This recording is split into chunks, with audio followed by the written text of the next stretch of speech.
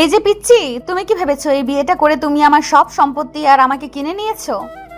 আমি তো এমন কিছুই ভাবিনি। তাহলে এত শান্ত হয়ে দাঁড়িয়ে আছো কেন? তুমি কি জানো না আমি তোমার চেয়ে 9 বছরের বড়? হুম, সব জানি।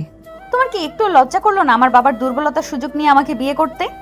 আমি কোনো সুযোগ নেইনি, পরিস্থিতি আমাকে বাধ্য করেছে। পরিস্থিতি? হ্যাঁ, কিসের পরিস্থিতি? রিয়াদ যখন আমাকে ব্ল্যাকমেল করেছিল তখন তোমরাই তো সুযোগ বুঝে আমার বাবার কাছে শর্ত রাখলে যে আমাকে বিয়ে করলে তবেই তোমরা রিয়াদের হাত থেকে আমাকে বাঁচাবে। রিয়াদ ভাইয়ের ব্যাপারটা আপনি যতটা সহজ ভাবছেন ততটা সহজ নয়। তবে আমি আপনাকে কোনো কৈফিয়ত দিতে চাই না। আপনি রেগে আছেন, আপনার রাগ হওয়াটাই স্বাভাবিক। স্বাভাবিক? তুমি আমাকে স্বাভাবিক বলছো? তুমি কি ভেবেছো আজ বাসর রাতে আমি তোমার সাথে ওইসব ন্যাকামি করব? তুমি আমার স্বামী, তুমি তো একটা বাচ্চা। বয়স দিয়ে কি সব কিছু মাপা যায়? চুপ করো একদম। তুমি আমাকে চেনো? তুমি জানো আমি কে? আমি তানিশা মির্জা, একটা কর্পোরেট এম্পায়ারের লিডার। আর তুমি তুমি তো একটা রাস্তার ছেলে যার বাবার টাকার লোভে নিজের ছেলেকে বিক্রি করে দিয়েছে। তানিশার কথায় আরিয়ানের বুকের ভেতরটা হঠাৎ করে মোচড় দিয়ে ওঠে, কিন্তু সে তার মুখের সেই স্নিগ্ধ মুচকি হাসিটা একটুও ম্লান হতে দেয় না। সে ধীরে ধীরে তানিশার দিকে ঘুরে দাঁড়ায়। আরিয়ানের চোখের দিকে তাকিয়ে তানিশা হঠাৎ কয়েক সেকেন্ডের জন্য থমকে যায়। সেই চোখে কোনো রাগ নেই, আছে এক অদ্ভুত নীরব সমুদ্র। আপনি ঠিকই বলেছেন, আমার বাবা আমাকে বিক্রি করেছেন, কিন্তু আমি তো নিজের ইচ্ছায় বিক্রি হইনি।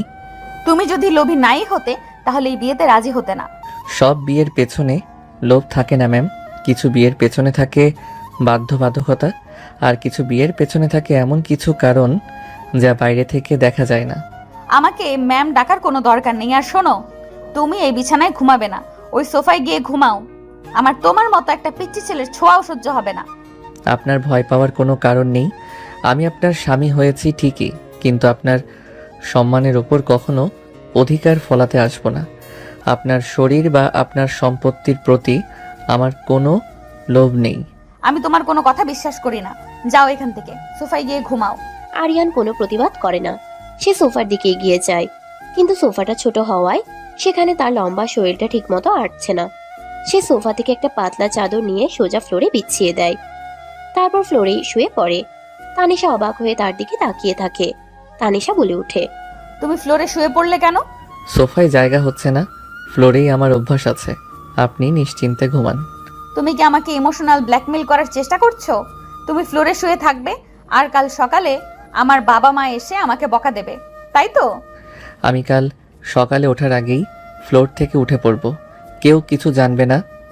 আপনি অনেক ক্লান্ত, দয়া করে এবার একটু ঘুমান।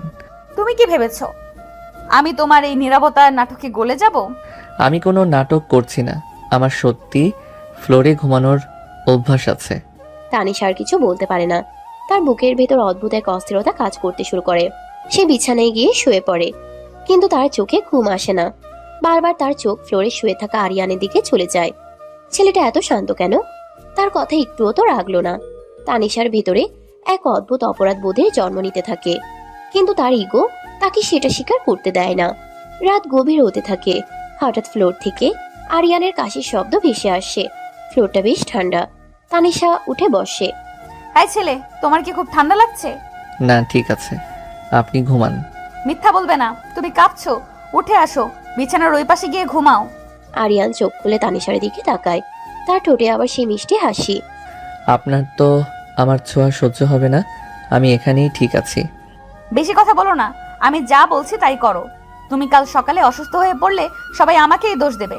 উঠে আসো বলছি। আচ্ছা, আসছি। আরিয়ান ধীরে ধীরে উঠে দাঁড়ায়। সে বিছানার এক কোণে একেবারে গুটিসুটি মেরে শুয়ে পড়ে। তানিশা তার দিকে পেছন ফিরে শুয়ে থাকে। দুজনের মাঝে অনেকটা দূরত্ব, কিন্তু নীরবতার মধ্যে এক অদ্ভুত টান কাজ করতে থাকে। তানিশার চোখ দিয়ে এক ফোঁটা জল গড়িয়ে পড়ে। সে রিয়াদের দেওয়া ধোঁকা আর এই জোরপূর্বক বিয়ের কারণে ভেতর থেকে পুরো ভেঙে পড়েছে।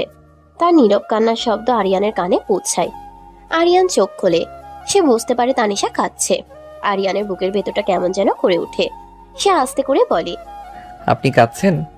না, তুমি ঘুমাও।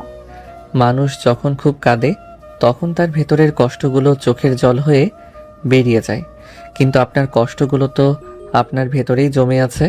তুমি কি সাইকোলজিস্ট হয়ে গেছো? আমাকে জ্ঞান দিতে আসবে না। জ্ঞান দিচ্ছি না, শুধু বলছি আপনি চাইলে আমাকে আপনার বন্ধু ভাবতে পারেন। স্বামী না হোক, অন্তত এমন একজন যাকে আপনি নিজের মনের কথাগুলো বলতে পারেন। আমার কোনো বন্ধুর দরকার নেই। আর তুমি তো আমার শত্রুপক্ষের লোক। তোমার বাবা তো আমাকে বিক্রি করার জন্য কম চেষ্টা করেনি। আরিয়ান দীর্ঘশ্বাস ফেলে। সে জানে তানিশার রাগ তার বাবার উপর, কিন্তু সেই রাগের আগুন তাকেও পুড়িয়ে মারছে। আরিয়ান আস্তে করে তানিশার দিকে ঘুরে সই। আমার বাবা আপনাকে বিক্রি করতে চেয়েছিল ঠিকই, কিন্তু আমি তো সেটা হতে দেইনি। মানে কি বলতে চাও তুমি? রিয়াদ ভাই যখন আপনার কোম্পানির ওই গোপন ফাইলটা নিয়ে আপনাকে ব্ল্যাকমেইল করছিল, তখন সেই ফাইলটা আমি চুরি করে আপনার বাবার কাছে পৌঁছে দিয়েছিলাম। তুমি রিয়াদের কাছ থেকে ফাইল চুরি করেছিলে, কিন্তু কেন? তুমি তোকে সাহায্য করছিলে।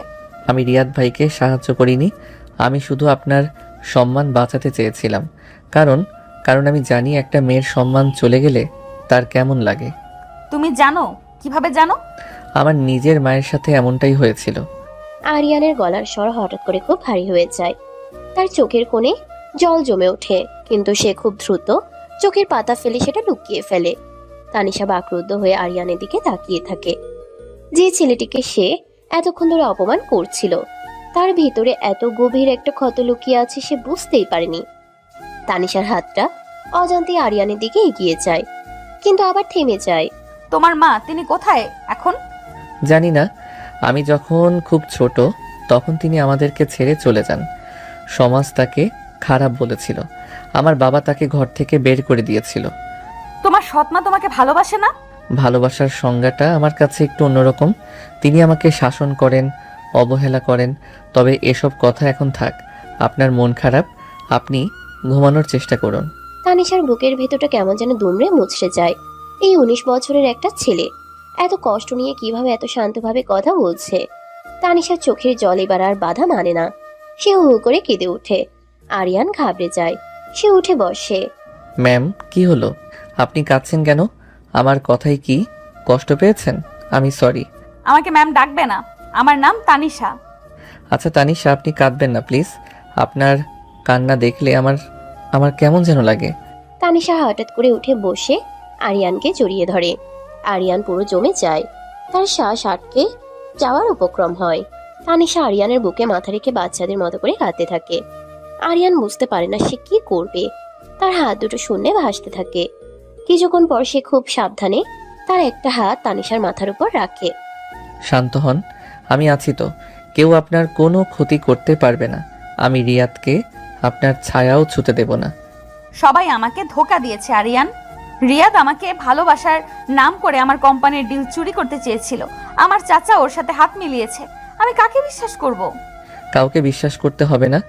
আপনি শুধু নিজের উপর বিশ্বাস রাখুন, আর এই পিচ্চি ছেলেটার উপর একটু ভরসা করে দেখুন। আমি কথা দিচ্ছি, আপনার বিশ্বাস আমি কখনো ভাঙব না। তানিশা আরিয়ানের বুক থেকে মাথা তুলে তার চোখের দিকে তাকায়। আরিয়ানের চোখে এক অদ্ভুত সততা আর মায়া। তানিশা বুঝতে পারে এই ছেলেটা আর 10টা সাধারণ ছেলের মতো নয়। এর ভেতরে এক বিশাল পাহাড় লুকিয়ে আছে, যা সহজে টলে না। তানিশা চোখের জল মুছে একটু দূরে সরে বসে। তুমি সত্যি একটা ডেভিল। এত শান্তভাবে কথা বলে মানুষের মন গলাতে পারো। আমি ডেভিল? আপনি তো আমাকে মাত্রই পিচ্চি বললেন। পিচ্চি তো বটেই, 19 বছরের একটা বাচ্চা, কিন্তু কথা বলে একদম বুড়োদের মতো। সময় মানুষকে অনেক কিছু শিখিয়ে দেয় তানিশা। বয়স দিয়ে কখনো মানুষের অভিজ্ঞতা মাপা যায় না। তানিশা একটা দীর্ঘশ্বাস ফেলে আবার শুয়ে পড়ে। এবার তার বুকের ভেতরের ভারটা অনেকটা হালকা লাগছে। আরিয়ানও শুয়ে পড়ে। দুজনে একে অপরের দিকে তাকিয়ে থাকে। কেউ কোনো কথা বলে না, কিন্তু তাদের এই নীরবতার মাঝে তৈরি হতে থাকে এক নতুন সম্পর্কের বুনন। সকালের স্নিগ্ধ আলো ঘরে প্রবেশ করে। হঠাৎ দরজায় কড়া নাড়ার শব্দ হয়। আপু, ও আপু, দরজা খোল। তানিশা ধরফর করে উঠে বসে। আরিয়ানও উঠে পড়ে। তানিশা ঘাবড়ে গিয়ে বলে, স্নেহা এসেছো? ও যদি দেখে আমরা এইভাবে এক বিছানায় শুয়ে আছি, তাহলে তো সারা বাড়ি মাথায় তুলবে। আরে আপনি ঘাবড়াচ্ছেন কেন? আমরা তো স্বামী স্ত্রী, এক বিছানায় শোয়াটাই তো স্বাভাবিক। তুমি চুপ করো তো, ওকে আমি কি বলবো? আমাকে বলতে দিন। আরিয়ান গিয়ে দরজা খুলে। স্নেহা ভিতরে উকি দিয়ে মিষ্টি হেসে বলে, গুড মর্নিং দোলা ভাই, বাসরাত কেমন কাটলো? আপু কি তোমাকে খুব জ্বালিয়েছে? Good morning. শালিকা সাহেবা, জ্বালানোর কথা আর বলো না। তোমার আপু তো কাল রাতে আমাকে... একদম বাজে কথা বলবি না স্নেহা, ও কিচ্ছু জানে না। তুই সকালে সকালে কি জন্য এসেছিস বল? মা তোমাদের নিচে ডাকছে। রফিক চাচা আর সালমা চাচি এসেছে। ওনাদের মুখ দেখে মনে হচ্ছে সকালে করলা ভাজি দিয়ে ভাত খেয়েছে। তুমি তাড়াতাড়ি রেডি হয়ে নিচে আসো। স্নেহা চলে গেলে তানিশা আরিয়ানের মুখ থেকে হাত সরিয়ে নেয়। তার মুখে এক অজানা আশঙ্কার ছায়া। রফিক চাচা এত সকালে কেন এসেছে? নিশ্চয়ই কোনো নতুন ঝামেলা পাকানোর জন্য। আপনি চিন্তা করবেন না, আমি আছি তো। আপনি রেডি হয়ে নিন, আমি ফ্রেশ হয়ে আসছি। আরিয়ান ওয়াশরুমে ঢুকে যায়। তানিশা আয়নার সামনে দাঁড়িয়ে নিজের দিকে তাকায়। কাল রাতে সেই ভয় আর শূন্যতা আজ আর নেই। তার বদলে সেখানে জায়গা করে নিয়েছে এক নতুন আত্মবিশ্বাস। আর সেই আত্মবিশ্বাসের কারণ হলো এই 19 বছরের পিচ্চি ডেভিল ছেলেটা। সকালে স্নিগ্ধ রোদ এসে পড়েছে মির্জা ভিলার বিশাল ডাইনিং স্পেসে। টেবিল জুড়ে থরে থরে সাজানো রাজকীয় সব খাবার। মির্জা সাহেব খবরের কাগজ পড়ছেন, দিলারা বেগম কফি খাচ্ছেন, রফিক আর সালমা একে অপরের দিকে তাকিয়ে বাঁকা হাসছেন। এমন সময় সিঁড়ি দিয়ে তানিশা আর আরিয়ান নিচে নেমে আসে। তানিশার পরনে একটা দারুণ সুন্দর শাড়ি, আর আরিয়ানের পরনে সাধারণ একটা শার্ট আর জিন্স। আরিয়ানকে দেখে রফিক মিটিমিটি হেসে বলে ওঠে, আরে এই যে আমাদের বাড়ির নতুন পিচ্চি জামাই, তার রাতে ঘুম ভালো হয়েছে তো বাবা? নাকি মাঝরাতে মায়ের কথা মনে করে কেঁদে ভাসিয়েছো? রফিকের কথায় সালমা শব্দ করে হেসে ওঠে। মির্জা সাহেব খবরের কাগজ থেকে মুখ না তুলেই একটা দীর্ঘশ্বাস ছাড়েন। তানিশার মুখটার আগে লাল হয়ে যায়। সে কিছু বলতে যাবে, তার আগে আরিয়ান খুব শান্ত গলায় মুচকি হেসে বলে, আলহামদুলিল্লাহ। খুব ভালো হয়েছে চাচা। আপনাদের এই বাড়ির ফ্লোরটা বেশ ঠান্ডা। আমার তো মনে হয়নি আমি নতুন কোনো জায়গায় ঘুমিয়েছি। ফ্লোর? তুমি ফ্লোরে ঘুমিয়েছো কেন? ও, বুঝতে পেরেছি। বসে ফ্লোরে ঘুমানো অভ্যাস তো, তাই এত দামি বিছানা পিঠ ব্যথায় টিকতে পারোনি। তাই তানিশা, তুই ওকে অন্তত সোফাটায় শুতে দিতে পারতে। চাচি, আপনার কথার একটা লিমিট থাকা উচিত। ও আমার স্বামী, এই বাড়ির জামাই। ওকে অপমান করার কোনো অধিকার আপনার নেই। তানিশা, তুই বড়দের মুখে মুখে তর্ক করছিস কেন? তোর চাচি তো ভুল কিছু বলেনি। আর ওই ছেলের ফ্যামিলি তোর টাকার জন্যই ওকে এখানে পাঠিয়েছে। ওর বাবা তো স্পষ্ট বলে দিয়েছে মাসে মাসে টাকা দিলে ছেলের সাথে তাদের আর কোনো সম্পর্ক নেই।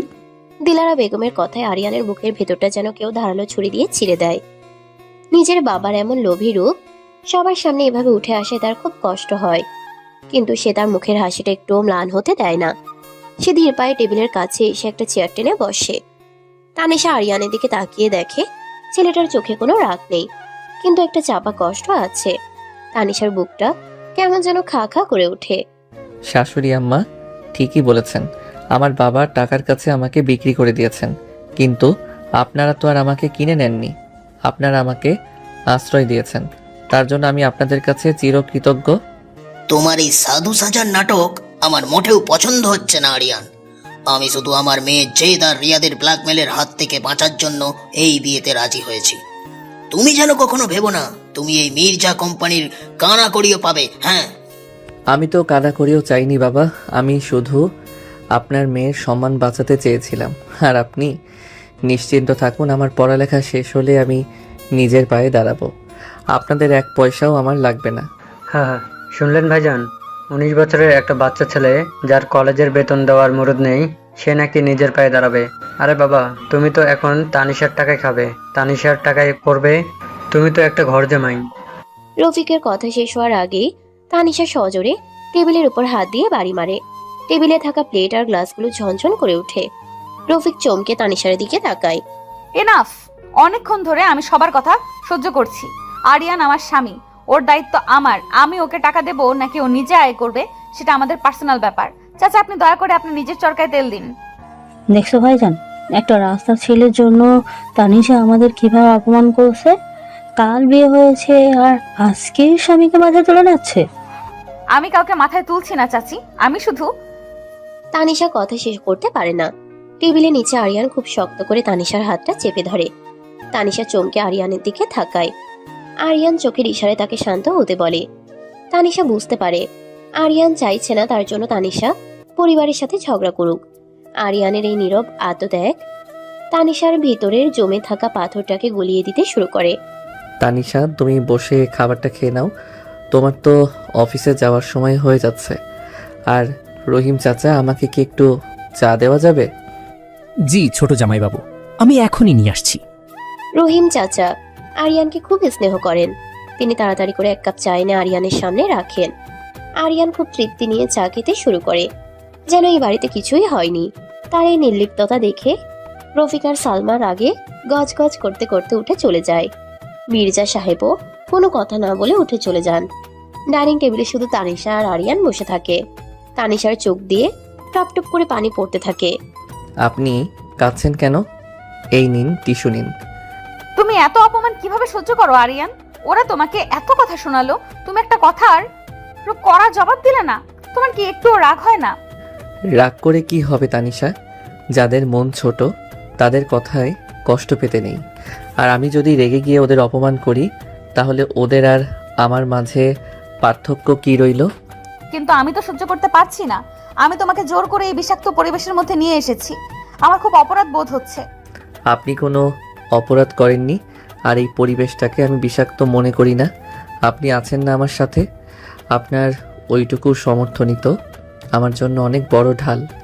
আরিয়ানের কথায় তানিশার বুকের ভিতর এক অদ্ভুত শীতল হাওয়া বয়ে যায়। সে আরিয়ানের হাতটা নিজের 2 হাতের মাঝে শক্ত করে চেপে ধরে। তানিশার চোখের জলে আরিয়ানের হাত ভিজে যায়। আমি প্রমিস করছি আরিয়ান, আজ থেকে তোমাকে আর কেউ অপমান করবে না। আমি তোমার ঢাল হয়ে দাঁড়াবো। আমার পিচ্চি বউটা দেখি অনেক ইমোশনাল হয়ে গেছে। আচ্ছা, এবার চোখের পানি মুছুন, অফিসে যেতে হবে না? পিচ্চি বউ? আমি তোমার 9 বছরের বড় আরিয়ান। বয়স তো শুধু একটা সংখ্যা, মনের দিক থেকে তো আপনি এখনো ছোট্ট একটা বাচ্চা, যে একটু বকা দিলেই কেঁদে দেয়। তানিশা চোখের পানি মুছে আলতো করে হেসে ফেলে। আরিয়ানের কথায় সবসময় এমন একটা জাদুর পরশ থাকে, যা মুহূর্তেই মানুষের মন ভালো করে দেয়। সকালে নাস্তা শেষ করে তানিশা অফিসের জন্য রেডি হয়ে নিচে আসে। আরিয়ান তার জন্য গাড়ির দরজা খুলে দেয়। সাবধানে যাবেন, আর কোনো টেনশন করবেন না। আমি দুপুরে আপনার অফিসে আসব, একসাথে লাঞ্চ করব। তুমি কলেজ যাবে না? যাব, ক্লাস শেষ করেই সোজা আপনার অফিসে চলে আসব। আচ্ছা, সাবধানে এসো। তানিশার গাড়ি অফিসে পৌঁছানোর পর সে সোজা নিজের কেবিনে চলে যায়। কাজের প্রচুর চাপ। এর মধ্যে সুমি তানিশার বিয়ে একটা ফাইল নিয়ে ভেতরে আসে। ম্যাম, এই ফাইলটাতে আপনার সাইন লাগবে।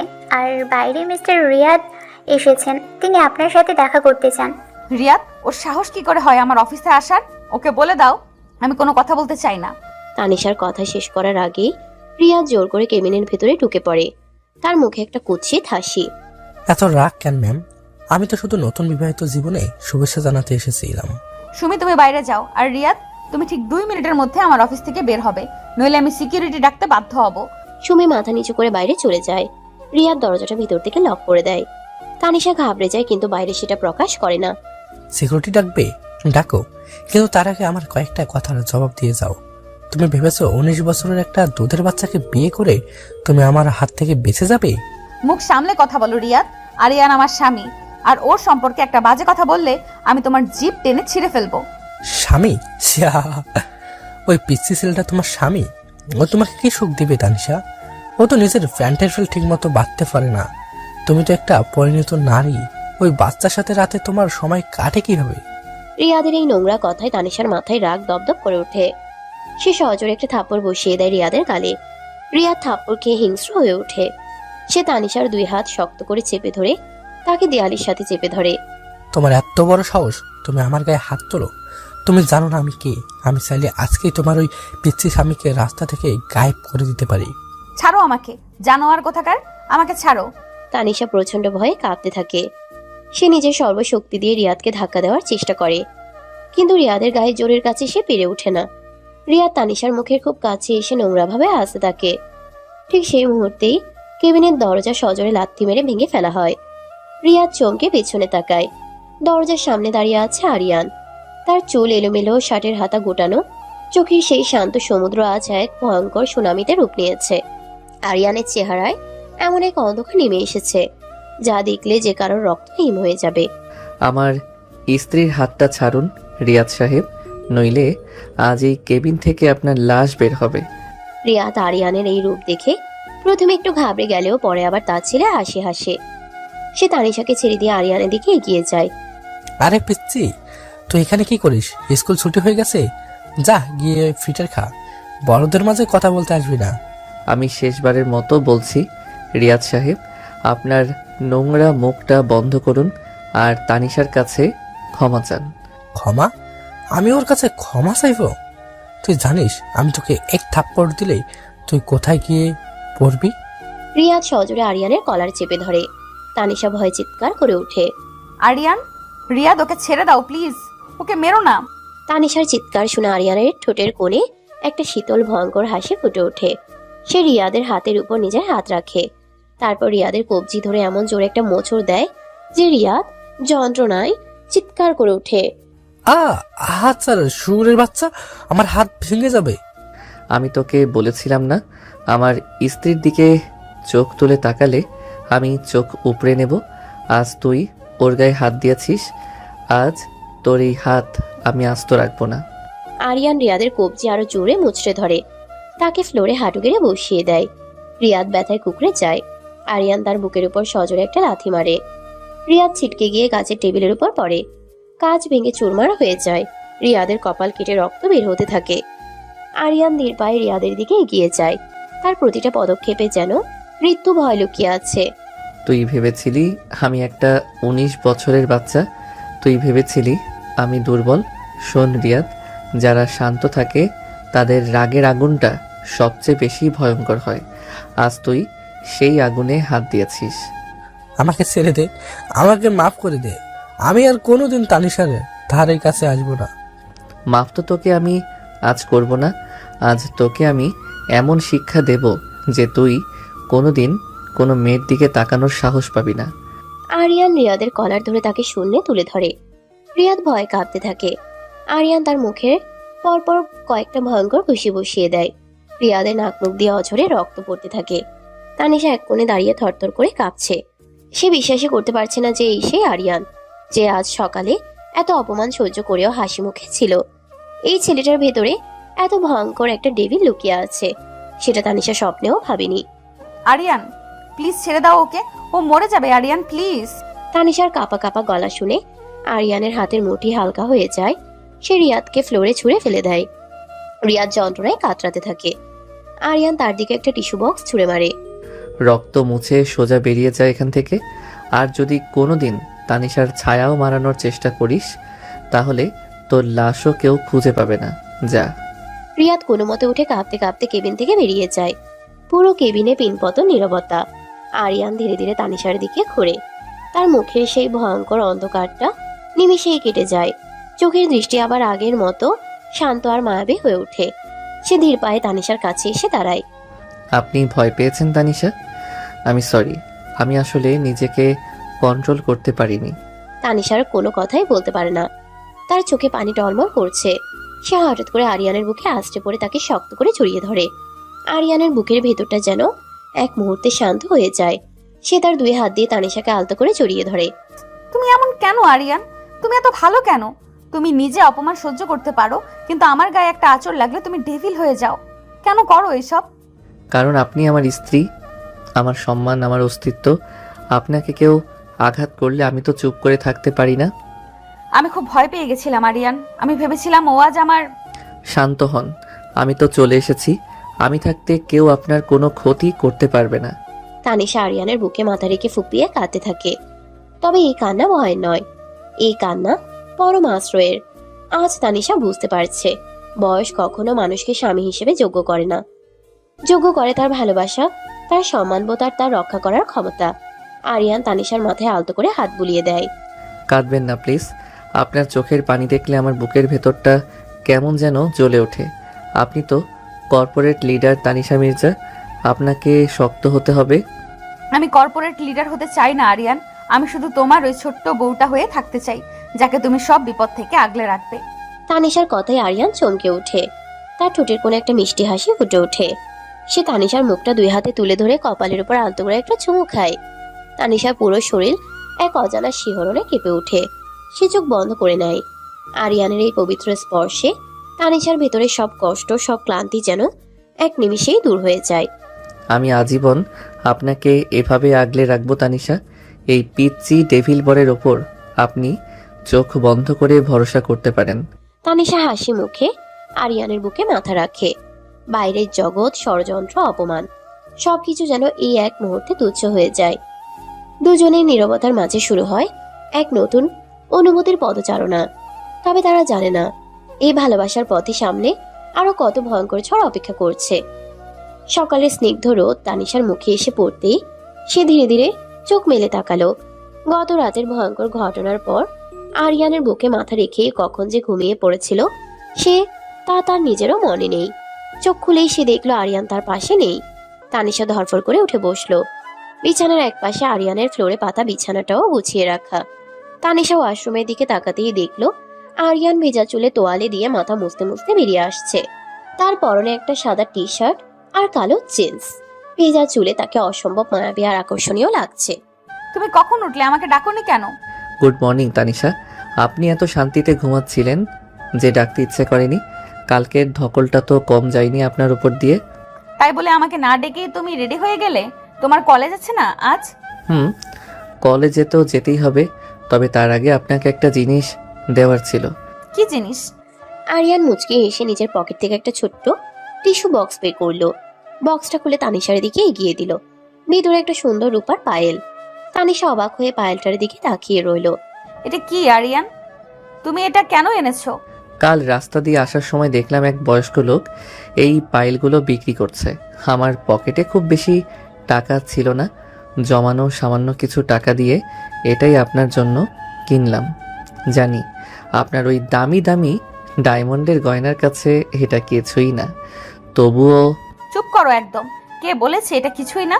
আমার কাছে এটাই পৃথিবীর সবচেয়ে দামি গহনা, কারণ এটা আমার স্বামী আমাকে ভালোবেসে দিয়েছে।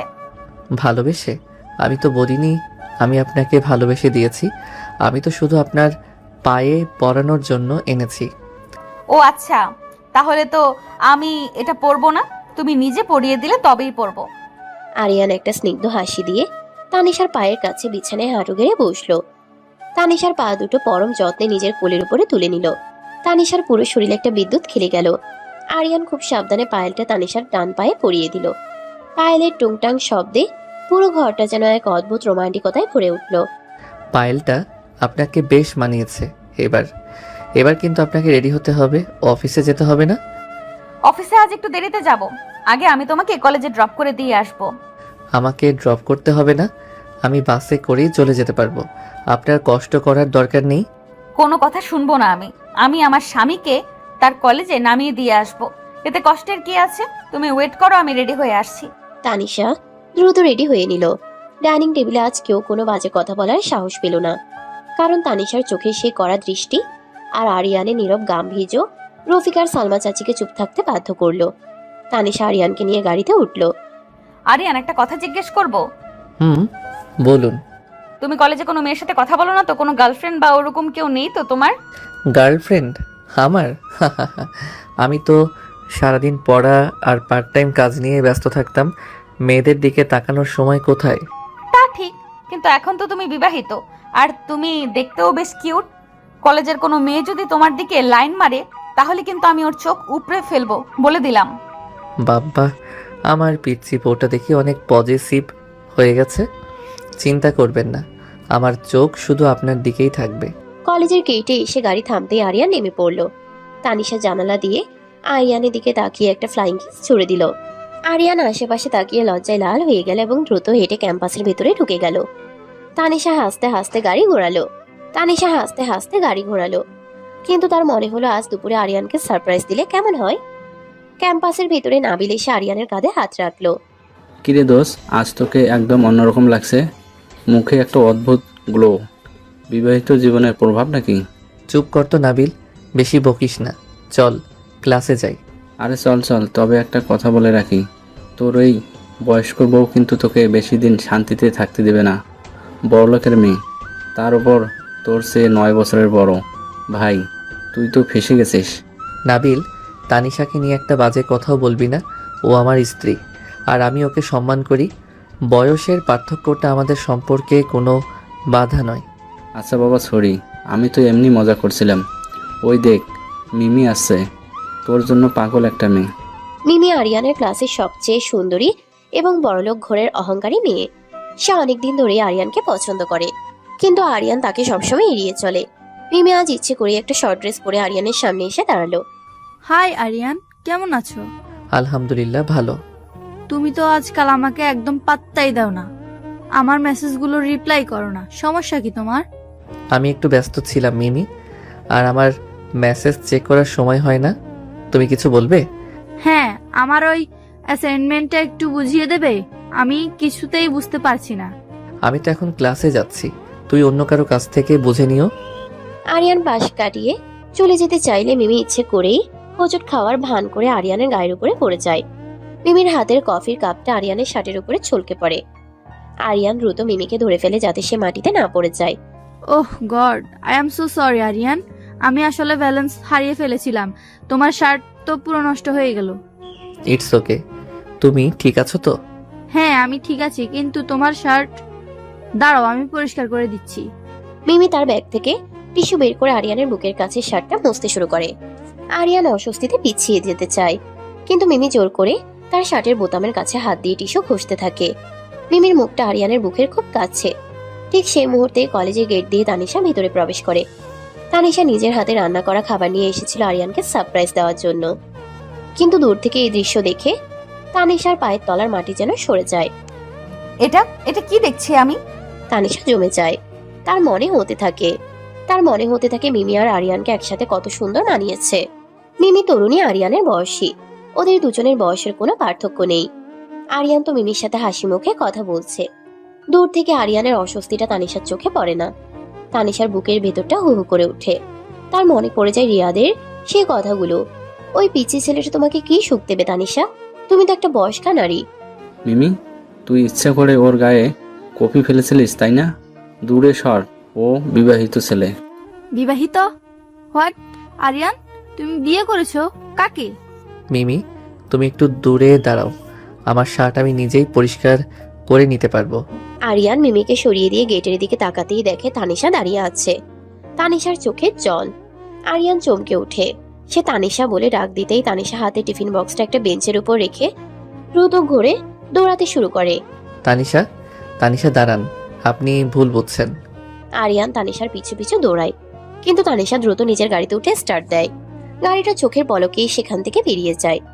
আরিয়ান রাস্তার মাঝখানে দাঁড়িয়ে থাকে। তার বুকের ভেতরটা এক অজানা ভয়ে কেঁপে ওঠে। তানিশা তাকে ভুল বুঝেছে। সন্ধ্যা নেমে এসেছে মির্জা ভিলায়। তানিশা নিজের ঘরে সব আলো নিভিয়ে অন্ধকার ব্যালকনিতে একা বসে আছে। তার চোখ দুটো কেঁদে কেঁদে ফুলে গেছে। ভেতরে শুধু একটা কথাই বারবার প্রতিধ্বনিত হচ্ছে, আরিয়ান আমাকে দয়া করে বিয়ে করেছে। ওর তো আসলে ওই মিমির মতোই কাউকে দরকার। আমি তো ওর কাছে একটা বুড়ি মেয়ে ছাড়া আর কিছুই না। দরজা খোলার শব্দ হলো। আরিয়ান ঘরে প্রবেশ করলো। পুরো ঘর অন্ধকার। সে সুইচ টিপে আলো জ্বালালো। দেখলো তানিশা ব্যালকনিতে বসে আছে। আরিয়ান ধীর পায়ে তানিশার কাছে গেল। তানিশা, আপনি এখানে অন্ধকারে বসে আছেন কেন? আর দুপুরে কলেজ থেকে ওভাবে দৌড়ে চলে এলেন যে? তুমি আলোটা নেভাও আরিয়ান, আমার চোখে আলো লাগছে। আপনার চোখে আলো লাগছে না তানিশা, আপনার মনে অন্ধকার জমেছে। আপনি দুপুরে যা দেখেছেন সেটা মোটেও সত্যি নয়। মিমি ইচ্ছে করে আমার গায়ে কফি ফেলেছিল। আমাকে কোনো এক্সকিউজ দেওয়ার দরকার নেই আরিয়ান। আমি নিজের চোখে দেখেছি ওই মেয়েটা তোমার বুকে কিভাবে হাত দিচ্ছিল, আর তুমিও তো বেশ উপভোগ করছিলে। উপভোগ করেছিলাম? তানিশা, আপনি কি পাগল হয়ে গেছেন? আপনি আমার চরিত্র নিয়ে সন্দেহ করছেন? সন্দেহ করার কি আছে? এটাই তো স্বাভাবিক। তুমি 19 বছরের একটা টকবকে তরুণ, তোমার তো ওইরকম কচি আর সুন্দরী মেয়েদেরই পছন্দ হবে। আমার মতো একটা 28 বছরের বয়স্ক মেয়েকে তোমার কেন ভালো লাগবে? আমি তো শুধু তোমার বাবার টাকার লোভ মেটানোর একটা রাস্তা। তানিশার কথায় আরিয়ানের বুকের ভেতরটা যেন কেউ হাতুড়ি দিয়ে পিটিয়ে গুড়িয়ে দিল। সে ভাবতেও পারেনি তানিশা তাকে এত বড় একটা আঘাত করতে পারে। আরিয়ানের চোখ দুটো লাল হয়ে এলো, কিন্তু সে নিজেকে প্রচন্ডভাবে নিয়ন্ত্রণ করলো। সে তানিশার সামনে গিয়ে হাঁটু গেড়ে বসলো। তানিশা, আপনি কি সত্যি মনে করেন আমি টাকার লোভে আপনার কাছে আছি? আপনি কি আমার চোখের দিকে তাকিয়ে একবারও বুঝতে পারেন না আমি আপনাকে কতটা সম্মান করি? সম্মান আর ভালোবাসা এক জিনিস নয় আরিয়ান। তুমি আমাকে সম্মান করতে পারো, কিন্তু তুমি আমাকে কখনোই একজন স্ত্রী হিসেবে ভালোবাসতে পারবে না, কারণ আমাদের বয়সের গ্যাপটা অনেক বড়।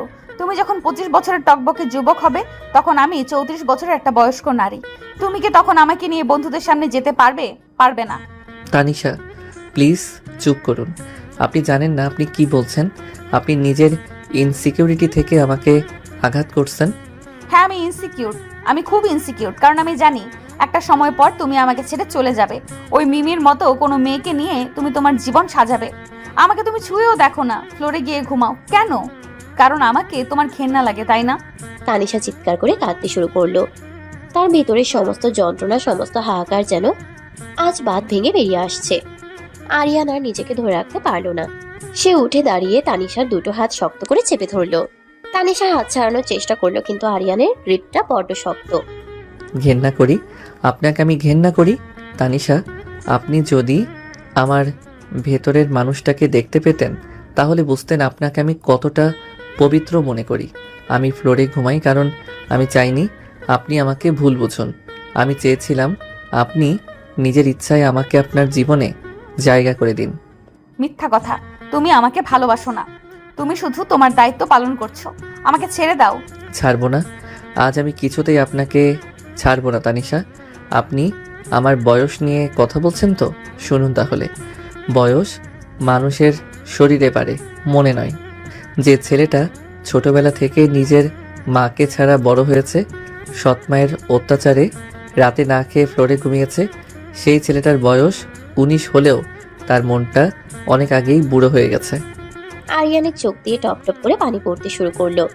তানিশা আরিয়ানের চোখের পানি দেখে থমকে গেল। এই প্রথম সে আরিয়ানকে কাঁদতে দেখছে। ছেলেটার চোখের ওই শান্ত সমুদ্র আজ ভেঙে চুরমার হয়ে গেছে। আমার কাছে ভালোবাসার মানে কোনো সুন্দর শরীর বা অল্প বয়স নয় তানিশা। আমার কাছে ভালোবাসার মানে হলো একটা আশ্রয়, একটা নির্ভরতার জায়গা।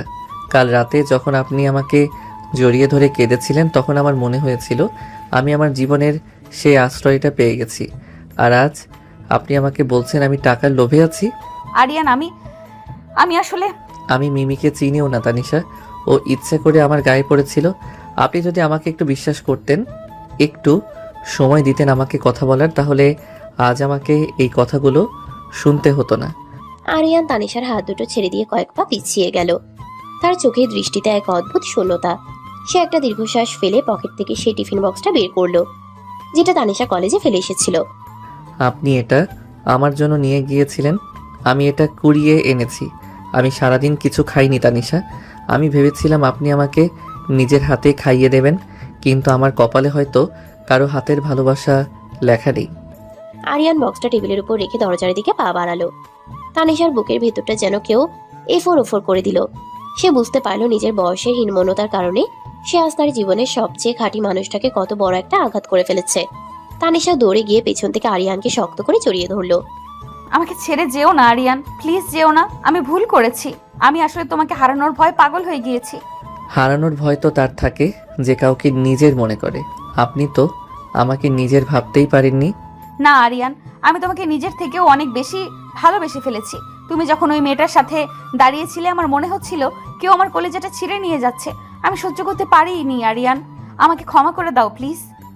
তানিশা আরিয়ানের পিঠে মুখ গুজে হাওমাও করে কাঁদতে লাগলো। আরিয়ান চোখ বন্ধ করে একটা দীর্ঘশ্বাস ফেললো। তার নিজেরও খুব কষ্ট হচ্ছে তানিশাকে এভাবে কাঁদতে দেখে। সে ধীরে ধীরে তানিশার দিকে ঘুরলো। তানিশার মুখটা চোখের জলে ভেসে যাচ্ছে। আরিয়ান নিজের দুই হাত দিয়ে তানিশার গাল দুটো আলতো করে ধরলো। আপনি খুব বোকা তানিশা। আপনি জানেন না আপনি আমার কাছে কতটা স্পেশাল। এই বয়সের ব্যবধান, এই সমাজ, এই টাকা, এগুলোর কোনো মূল্য নেই আমার কাছে। আমার শুধু আপনাকে চাই। তুমি সত্যি বলছো? তুমি আমাকে কখনো ছেড়ে যাবে না তো? ওই মিমির কাছে যাবে না তো? মিমির মতো হাজারটা মেয়ে এলেও এই আরিয়ানের হৃদয়ে শুধু ওই 28 বছরের পাগলি বউটারই জায়গা থাকবে। তানিশা আর নিজেকে আটকে রাখতে পারলো না। সে আরিয়ানের বুকে মাথা রেখে তাকে আরো শক্ত করে জড়িয়ে ধরলো। আরিয়ানও তার দুই হাত দিয়ে তানিশাকে নিজের সাথে মিশিয়ে নিল। আরিয়ানের ঠোঁট আলতো করে তানিশার কপালের উপর নেমে এলো। একটা দীর্ঘ পবিত্র চুমু তানিশার কপালের উপরে এঁকে দিল সে। তানিশার চোখ দিয়ে সুখের জল গড়িয়ে পড়ল। আজ আর তাদের মাঝে কোনো বয়সের ব্যবধান নেই, কোনো ইনসিকিউরিটি নেই। আজ তারা শুধু দুটো মন, যারা একে অপরের শূন্যস্থান পূরণ করার জন্য এক হয়েছে। জানালার বাইরে চাঁদের আলোটা যেন আজ তাদের এই পবিত্র ভালোবাসাকে আশীর্বাদ করার জন্যই একটু বেশি উজ্জ্বল হয়ে উঠেছে। আরিয়ানের ফ্লোরে পাতা বিছানাটা আজ আর প্রয়োজন হবে না, কারণ আজ তাদের মাঝের অদৃশ্য দেয়ালটা চিরতরে ভেঙে গেছে। স্নিগ্ধ সকাল। মির্জা ভিলার ছাদের বাগানে তানিশা আর আরিয়ান বসে আছে। তানিশার মাথা আরিয়ানের কাঁধের উপর রাখা। দুজনের মাঝখানে এক পবিত্র নীরবতা।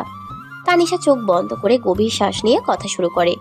জানো আরিয়ান, কাল রাতের পর থেকে আমার মনে হচ্ছে আমি যেন নতুন করে জন্ম নিয়েছি। আমার ভেতরের সব ভয়, সব ইনসিকিউরিটি তুমি এক নিমেষেই দূর করে দিয়েছো। আমি কখনো ভাবিনি কেউ আমাকে এত গভীরভাবে বুঝতে পারবে। মানুষ তো তাকেই বুঝতে পারে যাকে সে নিজের হৃদয়ের খুব কাছাকাছি জায়গা দেয়। আপনি আমার স্ত্রী তানিশা, আপনার চোখের ভাষা পড়াটা তো আমার দায়িত্ব। কিন্তু আমার খুব ভয় হয় জানো, আমার চারপাশের মানুষগুলো খুব স্বার্থপর। আমার নিজের চাচা, আমার প্রাক্তন প্রেমিক, সবাই শুধু আমার পতন চায়। ওরা যদি আমাদের এই নতুন সম্পর্কটাকে মেনে নিতে না পারে, ওরা যদি আমাদের আলাদা করার চেষ্টা করে। কেউ কাউকে আলাদা করতে পারে না তানিশা, যদি না নিজেদের মধ্যে বিশ্বাসের অভাব থাকে। আপনি শুধু আমার উপর বিশ্বাস রাখবেন। পৃথিবীর কোনো ষড়যন্ত্র, কোনো মিথ্যা অপবাদ আমাদের আলাদা করতে পারবে না, আমি কথা দিচ্ছি। আমি তোমাকে অন্ধের মতো বিশ্বাস করি আরিয়ান। কাল তুমি যেইভাবে আমাকে নিজের করে নিয়েছো, আমাকে ভরসা দিয়েছো, তারপর থেকে আমার আর কোনো সন্দেহ নেই। আমি জানি তুমি কখনো আমার সম্মান নষ্ট হতে দেবে না। কখনোই না। নিজের জীবনের বিনিময়ে হলেও আপনার সম্মান আমি রক্ষা করব। আচ্ছা, এবার চলুন নিচে যাই। আপনার তো আজ অফিসে খুব ইম্পর্ট্যান্ট একটা মিটিং আছে, তাই না? হ্যাঁ, মিস্টার ডেভিলের সাথে। এই ডিলটা ফাইনাল হলে আমাদের কোম্পানির লাভ্যাংশ দ্বিগুণ হয়ে যাবে। আর রিয়াদ তো এই ডিলটা হাতানোর জন্য পাগলের মতো চেষ্টা করছে, কিন্তু ও জানে না তানিশা মির্জাকে হারানো এত সহজ নয়। দুজনে নিচে ডাইনিং স্পেসে আসে। সেখানে মির্জা সাহেব বেশ চিন্তিত মুখে বসে আছেন। রফিক আর সালমাও আছে। তানিশা আর আরিয়ানকে একসাথে নামতে দেখে রফিকের মুখটা কালো হয়ে যায়। এই যে তানিশা, তুমি তো দেখি স্বামীর প্রেমে অন্ধ হয়ে অফিসের কাজকর্ম একদম ঢিল দিয়ে দিয়েছো। আজ যে মিস্টার ডেভিডের সাথে এত বড় একটা মিটিং, সেটার কোনো প্রস্তুতি নিয়েছো, নাকি এই পিচি জামের সাথে প্রেম করেই সময় কাটাচ্ছ? চাচা, আপনি নিজের চরকায় তেল দিন। আমার কোম্পানির কাজ আমি কিভাবে সামলাবো সেটা আপনাকে শেখাতে হবে না। ডেভিড সাহেবের ফাইলের সমস্ত কাজ আমি কাল রাতেই শেষ করে রেখেছি। তানিশা, বড়দের সাথে মুখে মুখে তর্ক করবি না। রফিক ঠিকই বলেছে, এই ডিলটা আমাদের জন্য বাঁচা মরার লড়াই। রিয়াদ আমাদের মার্কেট শেয়ার ডাউন করার জন্য উঠে পড়ে লেগেছে। তোর ওই সিক্রেট ফাইলটা যেন কোনোভাবেই লিক না হয়, মনে থাকবে? বাবা, তুমি চিন্তা করো না, ফাইলটা আমার লকারের পাসওয়ার্ড প্রোটেক্টেড ভোল্টে আছে। আমি ছাড়া ওই ফাইলের অ্যাক্সেস কারো কাছে নেই। সুমিকে আমি শুধু প্রেজেন্টেশনের ডেমোটা তৈরি করতে দিয়েছি। তা তোমার স্বামী আজ কলেজে যাবে না, নাকি আজকেও তোমার আঁচল ধরে অফিসে বসে থাকবে? চাচি, আমি তো আর আঁচল ধরে বসে থাকার মতো ছোট নই। আমার আজ কলেজে ইম্পর্টেন্ট ক্লাস আছে, আমি কলেজেই যাব। তবে দুপুরে তানিশার জন্য লাঞ্চ নিয়ে অফিসে একবার যাব। বাহ, আমাদের নবাবজাদা তাহলে বউয়ের জন্য টিফিন ক্যারিয়ার বইবে। একেই বলে কপাল। মির্জা সাহেবের জামাই আজ পিয়নের কাজ করবে। হা হা। চাচা, আপনি কিন্তু লিমিট ক্রস করছেন। তানিশা, শান্ত হন। চাচা তো মজা করছেন। স্ত্রীর জন্য খাবার নিয়ে যাওয়াটা লজ্জার কিছু নয়, বরং ভালোবাসার প্রকাশ। আপনারাই তো বলেন আমি ছোট, তো ছোটদের একটু একটু কাজ করতে হয়। আরিয়ানের কথায় রফিক অপমানিত বোধ করে চুপ হয়ে যায়। নাস্তা শেষে তানিশা অফিসে চলে যায় আর আরিয়ান যায় কলেজে। এদিকে তানিশার অফিসে রফিক আর রিয়াদের এক গভীর ষড়যন্ত্র চলতে থাকে। রফিক সুমিকে একটা ফাঁকা কেবিনে ডেকে নেয়। সুমি, তুমি তো জানো তানিশা তোমাকে কতটা বিশ্বাস করে, কিন্তু তুমি এটাও জানো যে আমি চাইলে 1 মিনিটেই তোমার চাকরিটা খেয়ে নিতে পারি। আর তোমার এই অসুস্থ বাবার চিকিৎসার খরচ কে দেবে তখন? স্যার প্লিজ আমাকে চাকরি থেকে বের করবেন না। আপনি যা বলবেন আমি তাই করব। আমাকে কি করতে হবে বলুন। Good girl. আজ দুপুরে তানিশার এই ফকিন্নি স্বামীটা লাঞ্চ নিয়ে আসবে। তুমি শুধু একটা কাজ করবে, তানিশার লকার থেকে এই ডেভিড সাহেবের অরিজিনাল ফাইলটা বের করে আরিয়ানের ব্যাগে ঢুকিয়ে দেবে। কিন্তু স্যার, ম্যামের লকারের পাসওয়ার্ড তো আমি জানি না, আর ফাইলটা তো খুব কনফিডেন্সিয়াল। ম্যাম জানতে পারলে আমাকে পুলিশে দেবেন। আরে গাধি, পাসওয়ার্ড আমি জানি। তানিশা ওর মায়ের জন্ম তারিখ দিয়ে পাসওয়ার্ড রেখেছে, সেটা আমি কাল রাতেই দেখেছি। তুমি শুধু আমি ইশারা করলেই ফাইলটা বের করে ওই পিচ্চির ব্যাগে চালান করে দেবে। বাকিটা আমি আর রিয়াদ সামলে নেব। কিন্তু স্যার, আরিয়ান ভাইয়া তো খুব ভালো মানুষ, ওনাকে ফাঁসানোটা কি ঠিক হবে? তুই কি নীতিবাক্য শোনাতে এসেছিস আমাকে? কাজটা করবি নাকি তোর বাবার অক্সিজেনের নলটা আজই আমি খুলিয়ে দেব? না না স্যার, আমি করব। আপনি যা বলবেন আমি তাই করব। দুপুরে আরিয়ান তানিশার জন্য খাবার নিয়ে অফিসে আসে। তানিশা তখন মিটিং রুমে ব্যস্ত। আরিয়ান তানিশার কেবিনে ব্যাগটা রেখে সোফায় বসে অপেক্ষা করতে থাকে। এমন সময় সুমি সেখানে আসে। আরিয়ান ভাইয়া, ম্যাম তো মিটিংয়ে আছেন, আপনাকে একটু কনফারেন্স রুমের দিকে ডাকছেন। ও আচ্ছা, আমি এখনই যাচ্ছি। আরিয়ান কেবিন থেকে বের হতেই সুমি দ্রুত লকার খুলে সেই নীল রঙের কনফিডেন্সিয়াল ফাইলটা বের করে আরিয়ানের ব্যাগের একদম ভেতরের পকেটে ঢুকিয়ে দেয়। ভয়ে সুমির হাত পা কাঁপতে থাকে। কাজ শেষ করেই সে দৌড়ে কেবিন থেকে বেরিয়ে যায়। কিছুক্ষণ পর আরিয়ান ফিরে আসে, কারণ কনফারেন্স রুমে তানিশা তাকে ডাকেনি। সে চুপচাপ কেবিনে বসে থাকে। মিটিং শেষ করে তানিশা কেবিনে আসে। আরে তুমি কখন এলে? আমাকে ডাকুনি কেন? আমি তো ওই ডেভিড স্যারের মিটিং নিয়েই পাগল হয়ে যাচ্ছিলাম। আপনি ব্যস্ত ছিলেন তাই আর বিরক্ত করিনি। এই নিন, আপনার পছন্দের খাবার নিয়ে এসেছি, আগে খেয়ে নিন, তারপর কাজ করবেন। তুমি সত্যিই একটা ডেভিল। এত খেয়াল কিভাবে রাখো আমার?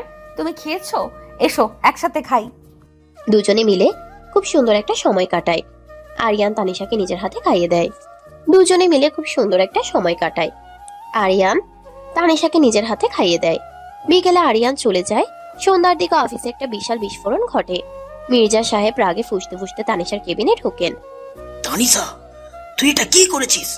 তুই আমার সারা জীবনের মান সম্মান ধুলোয় মিশিয়ে দিলি। হ্যাঁ, কি হয়েছে বাবা? তুমি এত রেগে আছো কেন? মিস্টার ডেভিড এইমাত্র আমাকে ফোন করেছিলেন।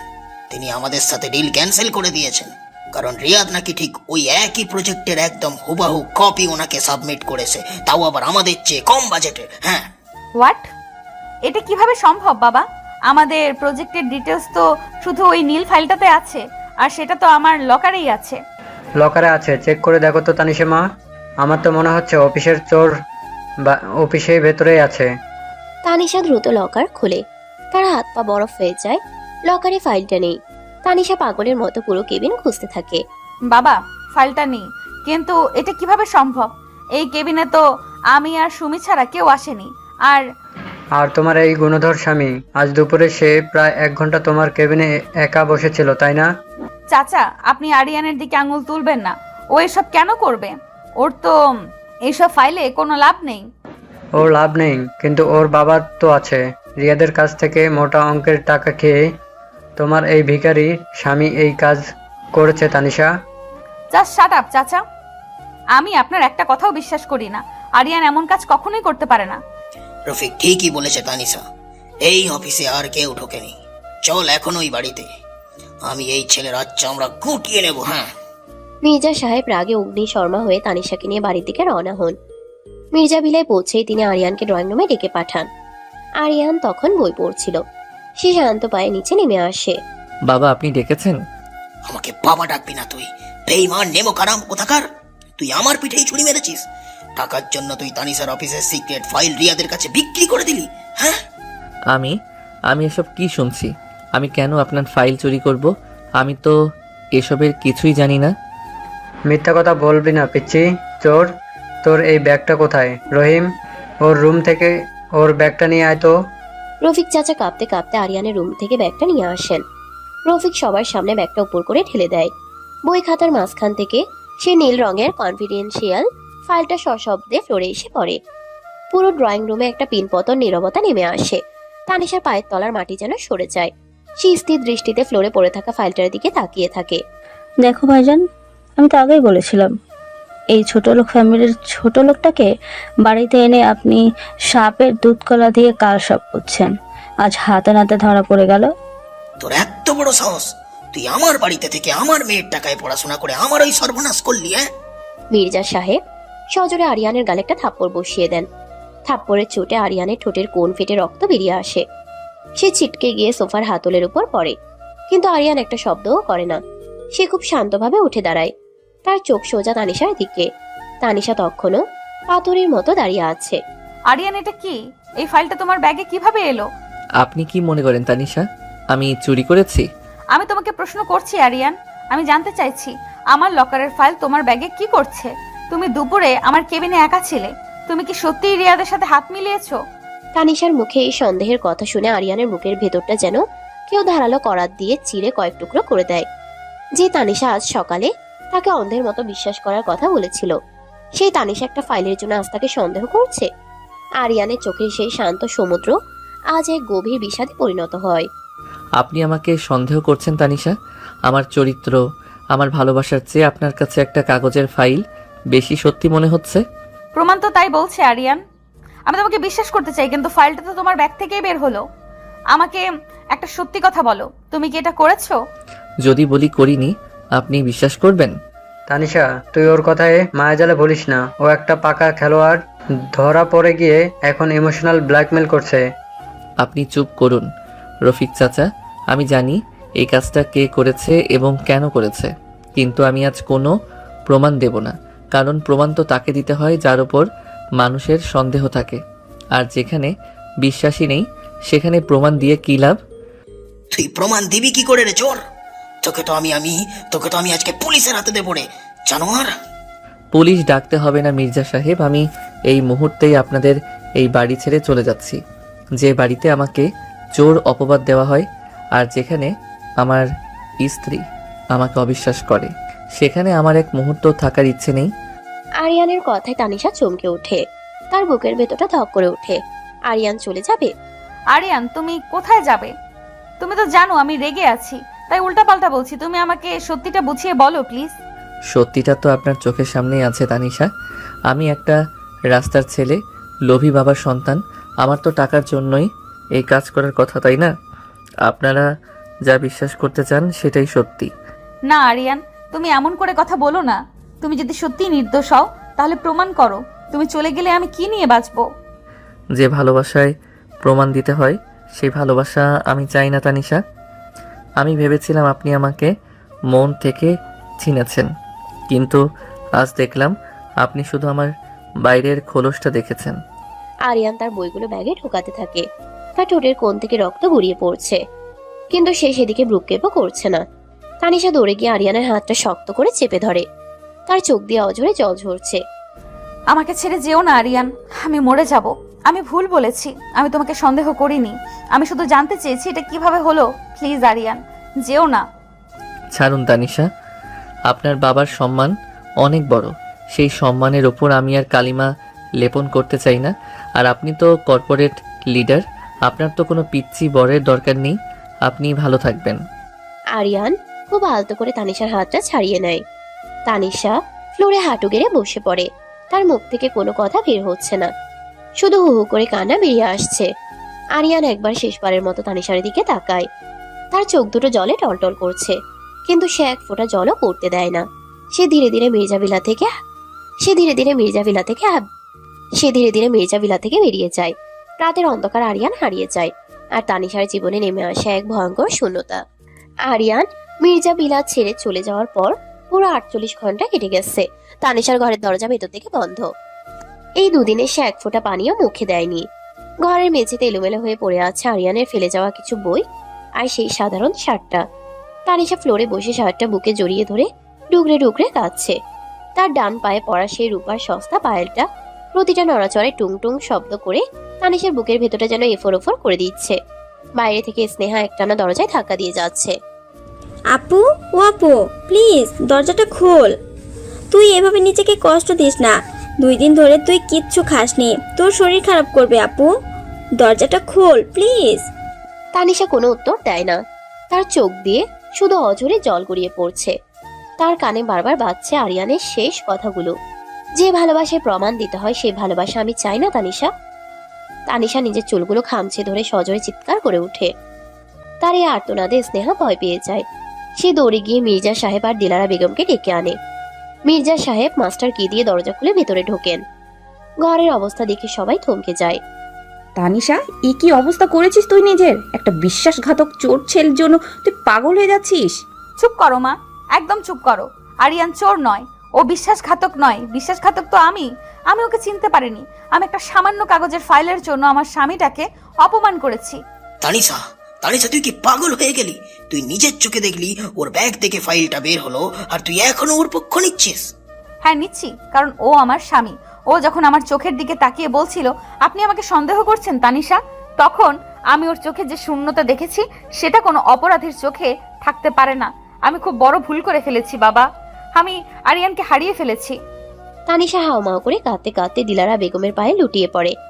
ঠিক সেই মুহূর্তেই রফিক আর সালমা ঘরে প্রবেশ করে। তাদের মুখে একটা শয়তানি হাসি, যা তারা লুকোনোর চেষ্টা করছে। আহারে, আমার মা মনিটার কত কষ্ট হচ্ছে। তা ভাইজান, আমি তো আগেই বলেছিলাম ওই ছোট লোক ফ্যামিলির ছেলেকে বিশ্বাস করবেন না। যাক, যা হওয়ার হয়েছে। রিয়াদের সাথে তো আমাদের ডিলটা ফাইনাল হলো না।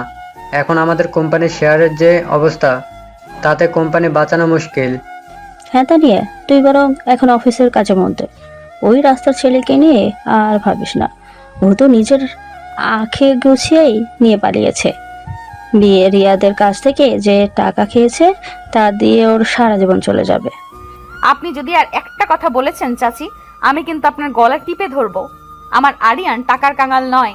তানিশা উঠে দাঁড়িয়ে সালমার দিকে তেড়ে যায়। ঠিক তখনই নিচের ড্রয়িং রুম থেকে একটা গম্ভীর এবং তীক্ষ্ণ কণ্ঠস্বর ভেসে আসে। আমার ছেলেকে টাকার কাঙ্গাল বলার সাহস কে পেল ওই বাড়িতে? নেমে আসুন সবাই। গলার আওয়াজ শুনে সবাই চমকে ওঠে। মির্জা সাহেব রুকুজকে নিচে তাকান। ড্রয়িং রুমে দাঁড়িয়ে আছে একজন মধ্যবয়স্কা নারী, পরনে সাধারণ সুতির শাড়ি, কিন্তু চোখে মুখে এক ভয়ঙ্কর তেজ। ইনি আরিয়ানের সৎমা ফরিদা। তার এক পাশে ভয়ে কাঁপতে কাঁপতে দাঁড়িয়ে আছে তানিশার প্রিয় সুমি। তানিশা দৌড়ে নিচে নেমে আসে। আপনি আপনি আরিয়ানের আম্মু না? আরিয়ান কোথায়? ও কি আপনার সাথে এসেছে? ওকে ডাকুন প্লিজ। আরিয়ান কোথায় সেটা জিজ্ঞেস করার অধিকার তুমি হারিয়ে ফেলেছ তানিশা। আমিও যেখানে আমার ছেলের বউয়ের সাথে দেখা করতে আসিনি, আমি এসেছি মির্জা ভিলার ওই মিথ্যে অহংকার ভাঙতে। ফরিদা বেগম, আপনি আমাদের বাড়িতে এসে আমাদেরই অপমান করছেন। আপনার ছোট ছেলে তো আমার কোম্পানির গোপন ফাইল চুরি করে নিয়ে পালিয়েছে। মির্জা সাহেবের কথা শেষ হওয়ার আগেই ফরিদা বেগম সজোরে ড্রয়িং রুমের কাছের টেবিলটা একটা থাপ্পড় মারেন। তার আগে পুরো ঘরটা যেন কেঁপে ওঠে। মুখ সামলে কথা বলবেন মির্জা সাহেব। আমার ছেলে চোর নয়, চোর তো আপনার এই বাড়িতেই লুকিয়ে আছে। আর আপনারা আমার নির্দোষ ছেলেটার গায়ে কলঙ্কের দাগ লাগিয়েছেন। এই মহিলা, আপনি কি আবল তাবল বকছেন? আপনার ছেলের ব্যাগ থেকে ফাইল বের করেছে, আমরা নিজের চোখে দেখেছি। ব্যাগ থেকে ফাইল বের হলেই সে চোর হয়ে যায় না রফিক সাহেব। আপনি ভেবেছিলেন আপনি খুব চালাক। আপনি ভেবেছিলেন 19 বছরের একটা বাচ্চা ছেলেকে ফাঁসিয়ে আপনি মির্জা কোম্পানির মালিক হয়ে যাবেন। ফরিদার কথায় রফিকের মুখ ফ্যাকাশে হয়ে যায়।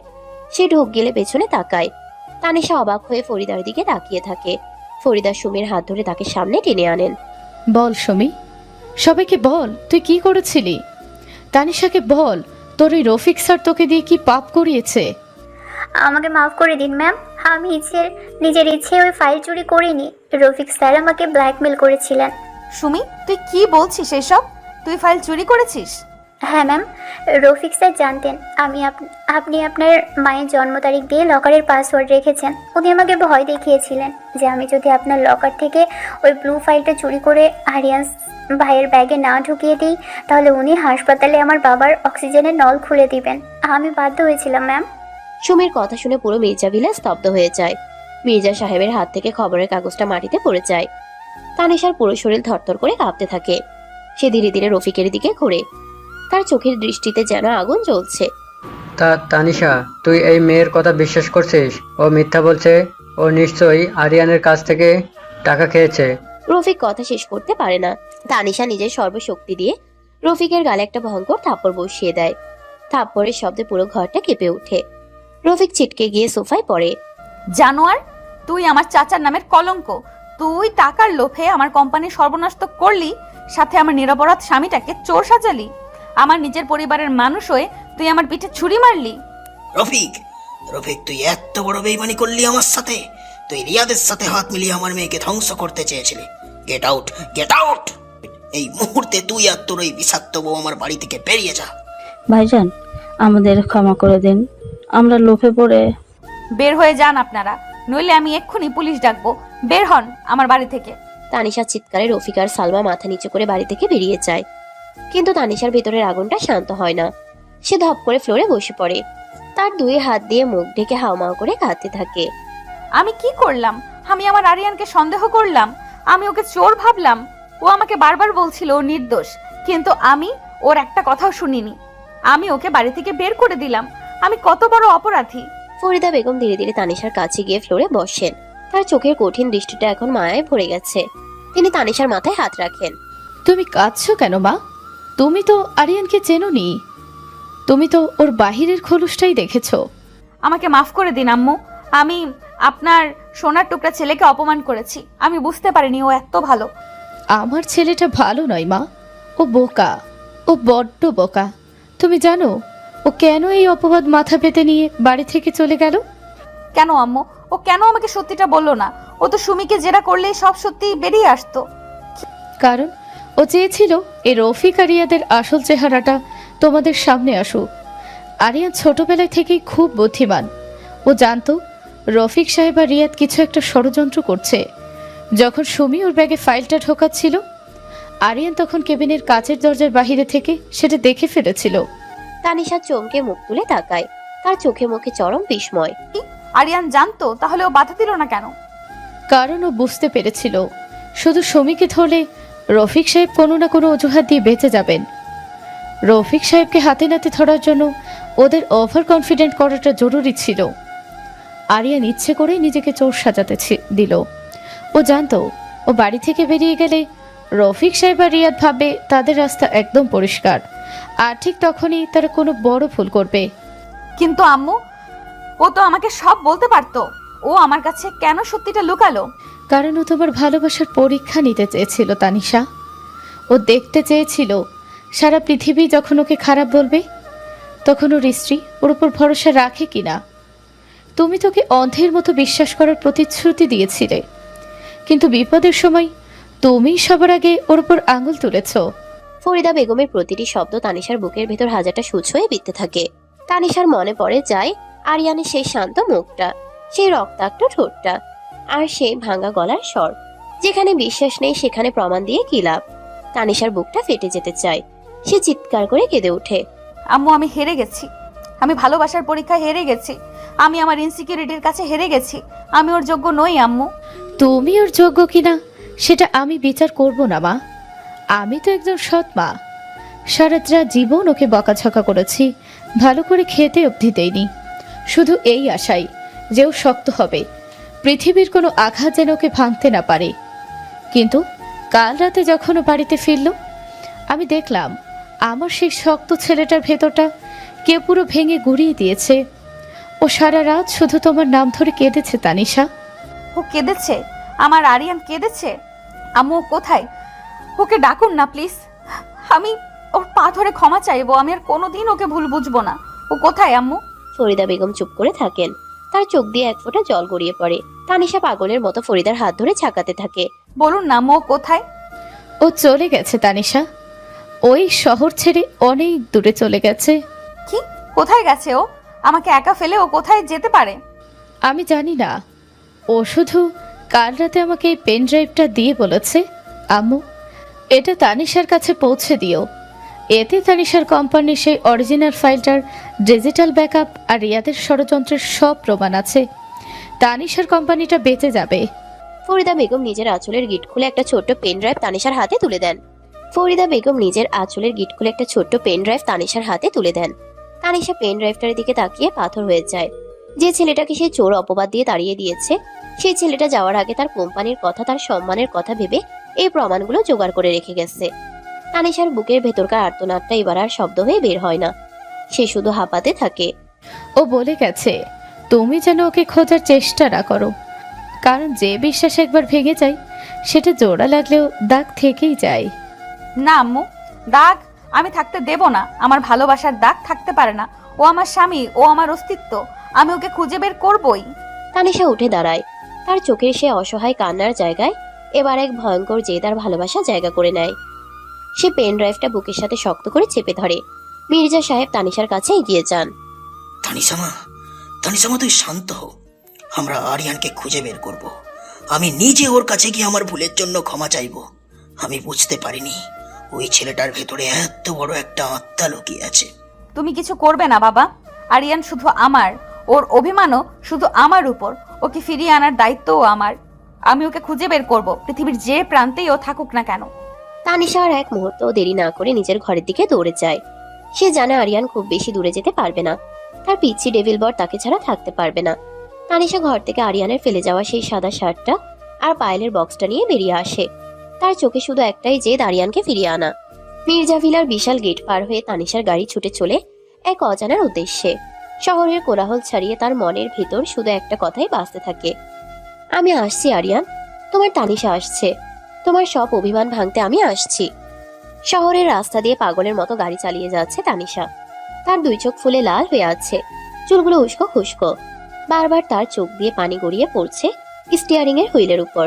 তার কানে শুধু একটাই কথা বাজছে, আরিয়ান শহর ছেড়ে চলে যাচ্ছে। তানিশা গাড়ি থামায় আরিয়ানের বেস্ট ফ্রেন্ড নাবিলদের বাড়ির সামনে। গাড়ি থেকে প্রায় এক প্রকার পরিমরি করে নেমে দৌড়ে নাবিলদের দরজায় ধাক্কা দিতে শুরু করে সে। নাবিল, নাবিল দরজা খোলো, প্লিজ দরজা খোলো। দরজা খুলে নাবিল বেরিয়ে আসে। তানিশার এই বিধ্বস্ত অবস্থা দেখে সে প্রথমে একটু অবাক হলেও পরক্ষণেই তার মুখটা শক্ত হয়ে যায়। সে তানিশার দিক থেকে মুখ ঘুরিয়ে নেয়। আপনি এখানে কি চেয়েছেন ম্যাম? আপনার কোম্পানির তো আর কোনো ফাইল হারায়নি যে আরিয়ানকে চোর সাজিয়ে এখানে খুঁজতে এসেছেন? আমাকে ক্ষমা করে দাও নাবিল, আমি ভুল করেছি। আমি আমার আরিয়ানকে চিনতে পারিনি। তুমি আমাকে যা খুশি শাস্তি দাও, গালি দাও, কিন্তু প্লিজ আমাকে বলো আমার আরিয়ান কোথায়। আরিয়ান কোথায় তা তো জেনে আপনি কি করবেন? আবার পুলিশে দেবেন? আপনাদের মতো বড়লোকের কাছে মানুষের আবেগের কোনো দাম নেই। আপনারা শুধু টাকা আর স্ট্যাটাস চেনেন। ওই ছেলেটার আপনাকে নিজের জীবনের চেয়েও বেশি ভালোবেসেছিল, আর আপনি একটা সামান্য কাগজের টুকরোর জন্য ওকে বাড়ি থেকে বের করে দিলেন। আমি বের করে দেইনি নাবিল, ও নিজেই অভিমান করে চলে গেছে। আমি জানি আমি খুব বড় অপরাধ করেছি। আমার ইনসিকিউরিটি, আমার ভয় আমাকে অন্ধ করে দিয়েছিল। আমি ওর যোগ্য নই, কিন্তু ওকে ছাড়া আমি বাঁচবো না নাবিল। প্লিজ আমার স্বামীর কাছে আমাকে নিয়ে চলো। তানিশা হাউমাউ করে কেঁদে নাবিলের দুই হাত চেপে ধরে। নাবিলের রাগ জল হয়ে যায়। সে তানিশার চোখের দিকে তাকিয়ে বুঝতে পারে এই মেয়েটার ভিতর আর কোনো কর্পোরেট ইগো অবশিষ্ট নেই। এখানে শুধু একজন স্ত্রী দাঁড়িয়ে আছে যে তার ভালোবাসার কাঙ্গাল। আরিয়ান আজ রাতেই ট্রেনে শহর ছেড়ে চলে যাচ্ছে ওর কোনো এক দূর সম্পর্কে চাচার কাছে। ও এখন পুরনো রেলওয়ে স্টেশনে বসে আছে। ট্রেন ছাড়তে আর মাত্র আধা ঘন্টা বাকি। আধ ঘন্টা? না, আমি ওকে যেতে দেব না। তানিশা আর এক মুহূর্তও দাঁড়ায় না। সে গাড়িতে উঠে ঝড়ের গতিতে পুরনো রেলওয়ে স্টেশনের দিকে ছুটতে থাকে। এদিকে মির্জা কোম্পানিতে এক অন্যরকম নাটক চলছে। মিস্টার ডেভিডের সাথে ডিল সাইন করার আনন্দে রিয়াদা রফিক সাহেব শ্যাম্পেন খুলছেন। ঠিক তখনই মির্জা সাহেব পুলিশ নিয়ে কনফারেন্স রুমে প্রবেশ করেন। সেলিব্রিটিটা মনে হয় একটু তাড়াতাড়ি হয়ে গেল রফিক। ভাইজান, আপনি এখানে আর সাথে পুলিশ কেন? কারণ তোদের খেলা শেষ রফিক। আরিয়ান যাওয়ার আগে তোর আর রিয়াদের সমস্ত ষড়যন্ত্রের প্রমাণ, ডেভিড সাহেবের কাছে পাঠানো ফেক ইমেল আর সুমিকে ব্ল্যাকমেল করার কল রেকর্ড সব কিছু আমাকে দিয়ে গেছে। তোরা ভেবেছিলি একটা 19 বছরের ছেলেকে ফাঁসিয়ে তোরা পার পেয়ে যাবি? হ্যাঁ, এটা মিথ্যা কথা। ওই পিচ্চিটা একটা চোর। ও আপনাকে বোকা বানাচ্ছে মির্জা সাহেব। চুপ কর জানোয়ার। আমার জামাই চোর নয়, সেই কোম্পানি রক্ষাকর্তা, আর তোরা হলি বিশ্বাসঘাতক। ইন্সপেক্টর, অ্যারেস্ট করুন এদের। পুলিশ রফিক আর রিয়াদকে হাতকড়া পরিয়ে টেনে হিঁচড়ে নিয়ে যায়। মির্জা সাহেবের চোখে তখন আরিয়ানের জন্য শুধু অনুশোচনার জল। পুরনো রেলওয়ে স্টেশন, চারদিকটা বেশ অন্ধকার আর নীরব। শুধু মাঝে মাঝে ট্রেনের হুইসেলের শব্দ শোনা যাচ্ছে। স্টেশনের একেবারে শেষ প্রান্তের একটা ভাঙা বেঞ্চে বসে আছে আরিয়ান। তার পরনে সেই সাধারণ সাদা শার্ট, পাশে একটা ছোট ব্যাগ। আরিয়ানের দৃষ্টি শূন্য। তার ঠোঁটের কোণে সেই ফেটে যাওয়া ক্ষতটা এখনো শুকোয়নি। তার বুকের ভেতরটা এক বিশাল শূন্যতায় হাহাকার করছে, কিন্তু চোখে কোনো পানি নেই। এমন সময় পেছন থেকে একটা পরিচিত কাপা কাপা কণ্ঠস্বর ভেসে আসে। আরিয়ান। আরিয়ান চমকে ওঠে। সে ধীরে ধীরে পেছনে তাকায়। তানিশা দাঁড়িয়ে আছে, তার শাড়ি এলোমেলো, খালি পা, ডান পায়ে শুধু সেই রূপার পায়েলটা পরা। তানিশা দৌড়ে এসে আরিয়ানের সামনে দাঁড়ায়। আরিয়ান খুব শান্তভাবে উঠে দাঁড়ায়। তার ঠোঁটে সেই চেনা মুচকি হাসিটা ফুটে ওঠে, কিন্তু সেই হাসিতে আজ কোনো প্রাণ নেই। আরে তানিশা ম্যাম, আপনি এখানে এই এত রাতে? কোনো দরকার ছিল? ম্যাম ডাকটা শুনে তানিশার বুকের ভেতরটা যেন কেউ ধারালো ছুরি দিয়ে ফালা ফালা করে দেয়। সে আরিয়ানের হাত দুটো ধরতে যায়, কিন্তু আরিয়ান খুব সাবধানে 2 পা পিছিয়ে যায়। আমাকে ম্যাম ডেকো না আরিয়ান, আমি তোমার তানিশা, তোমার ওই পিচ্ছি বউ। তুমি আমাকে এইভাবে দূরে সরিয়ে দিচ্ছ কেন? আমার তানিশা তো কাল দুপুরেই হারিয়ে গেছে ম্যাম। যে তানিশা আমাকে অন্ধের মতো বিশ্বাস করার কথা দিয়েছিল, সে তো কাল আমার চোখে চোখ রেখে আমাকে চোর অপবাদ দিয়েছে। আপনি তো মির্জা কোম্পানির মালিক, আমার মতো একটা চোর রাস্তার ছেলের কাছে আপনি কেন এসেছেন? আমাকে ওই দিনের কথা মনে করিয়ে দিয়ে আর শাস্তি দিও না আরিয়ান। আমি অপরাধী। আমি তোমার ভালোবাসার অপমান করেছি। আমি তোমার চোখের ভাষা বুঝতে পারিনি, কিন্তু আমি সত্যিই তোমাকে সন্দেহ করতে চাইনি আরিয়ান। পরিস্থিতি আমাকে পরিস্থিতি পরিস্থিতি মানুষকে বদলায় না তানিশা, পরিস্থিতি মানুষের আসল রূপটা সামনে আনে। আমি তো জানতাম আমার বাবা লোভী, আমি জানতাম রফিক চাচা আর রিয়াদ আমার ক্ষতি করতে চায়, কিন্তু আপনার কাছে তো আমি আশ্রয় চেয়েছিলাম, আপনি আমার ঢাল হতে চেয়েছিলেন। আর সে আপনি যখন সবার সামনে আমাকে অবিশ্বাস করলেন, তখন আমার আর কি প্রমাণ করার ছিল? আমি প্রমাণ চাইনি আরিয়ান, আমি শুধু ভয় পেয়েছিলাম। আমি তোমাকেও বিশ্বাস করতে চেয়েছিলাম। আবার আমার কোম্পানির ওই ফাইলটাও আমার কাছে অনেক ইম্পর্টেন্ট ছিল। আমি বুঝতে পারিনি তুমি রিয়াদের ষড়যন্ত্রটা ধরার জন্যই এই অপবাদ মাথা পেতে নিয়েছিলে। আপনি বুঝতে পারেননি কারণ আপনি আমাকে আপনার স্বামী হিসেবে গ্রহণ করতে পারেননি তানিশা। আপনার মনে তো ওই ইনসিকিউরিটিটাই বসে আছে যে আমি 19 বছরের একটা বাচ্চা আর আপনি 28 বছরের একজন কর্পোরেট নারী। আপনার মনে হয়েছিল টাকার লোভে আমি সব করতে পারি। আরিয়ানের প্রতিটি কথা তানিশার বুকে বুলেটের মতো বিঁধতে থাকে। তানিশা আর দাঁড়িয়ে থাকতে পারে না, সে আরিয়ানের পায়ের কাছে হাঁটু গেড়ে বসে পড়ে। আরিয়ান চমকে 2 পা পিছিয়ে যায়। তানিশা, কি করছেন আপনি? উঠুন, আপনি একজন সম্মানিত নারী, এভাবে আমার পায়ের কাছে বসছেন কেন? উঠুন। আজ আমি উঠবো না। আজ আমি তানিশা মির্জা হয়ে আসিনি আরিয়ান। আজ আমি শুধু তোমার সেই অপরাধী স্ত্রী হয়ে এসেছি যে নিজের ভুলের প্রায়শ্চিত্ত করতে চায়। তুমি আমাকে চর মারো, আমাকে লাথি মেরে সরিয়ে দাও, কিন্তু প্লিজ আমাকে ছেড়ে যেও না আরিয়ান, আমি মরে যাব। তানিশা হাউমাউ করে কেঁদে আরিয়ানের 2 পা জড়িয়ে ধরে। আরিয়ানের বুকের ভেতর যে শক্ত পাথরটা সে এতক্ষণ ধরে জমিয়ে রেখেছিল সেটা এবার বলতে শুরু করে। তানিশার এই অসহায় রূপ, তার চোখের জল আরিয়ানের আত্মাকে কাঁপিয়ে দেয়। আমি জানি আমি বয়সে তোমার চেয়ে বড়, আমি জানি আমার ইগো বেশি, কিন্তু বিশ্বাস করো আরিয়ান, কাল রাতে তুমি যখন চলে গেলে আমার মনে হলো আমার শরীর থেকে কেউ আমার প্রাণটা কেড়ে নিয়ে গেছে। তুমি ছাড়া আমার এই টাকা, এই কোম্পানির কোনো দাম নেই।